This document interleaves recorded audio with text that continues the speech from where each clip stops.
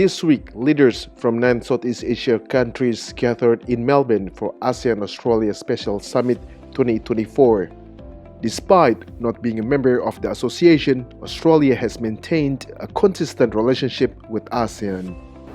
This special summit marks the 50th anniversary of the ASEAN-Australia Partnership. Australia's strategic comprehensive partnership with ASEAN is the first of its kind, reflecting a very active engagement between ASEAN members and Australia. Meanwhile, Indonesia continues to hold a dominant position within ASEAN and will maintain a significant influence between Southeast Asia countries and Australia. The Australian government has focused its engagement in the ASEAN region and recently signed a strategic partnership with all ASEAN members except Myanmar. Dan Australia termasuk one of the most active partner for ASEAN. Nah, di 50 tahun ini, sebenarnya tahun lalu Australia itu melaunch a report by Nicholas Moore ya namanya. Nicholas Moore mengenai invested di Southeast Asia Economic Strategy 2040. This report then became a benchmark for the Australian government to approach Southeast Asia. My claim to fame for being here is being the author of this excellent report that you've probably seen in the marketplace. Now, this report is the result of the Prime Minister, Foreign Minister and Trade Minister, upon coming into government, having a strong belief that Australia's relationship with the region was underdone. We were saying our focus is two-way trade and investment. So increasing exports from the region to Australia is as important to us as increasing Australian exports to the region. And similarly, increasing Australian investment in the region is as important to us as the region's investment in Australia. The Prime Minister Albanese emphasizes his commitment to fostering a stable Indo-Pacific region. The main highlight from this year's summit is a $2 billion investment fund aimed at supporting the transition to clean energy.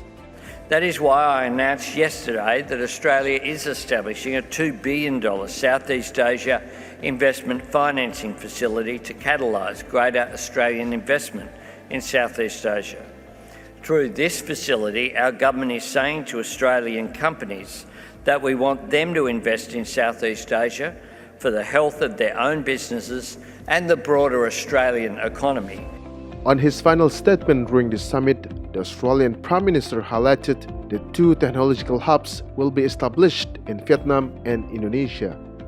To help Australian tech companies enter new markets in Southeast Asia, I also announced yesterday that we will establish new regional landing pads in Ho Chi Minh City and Jakarta. These will help open up important business for Australia's tech enterprises as the digital economy in Southeast Asia is projected to be worth up to $1 trillion by 2030. And more specifically for Indonesia, Australia will continue to put more investment in the nickel sector by putting new investment of $1.7 billion.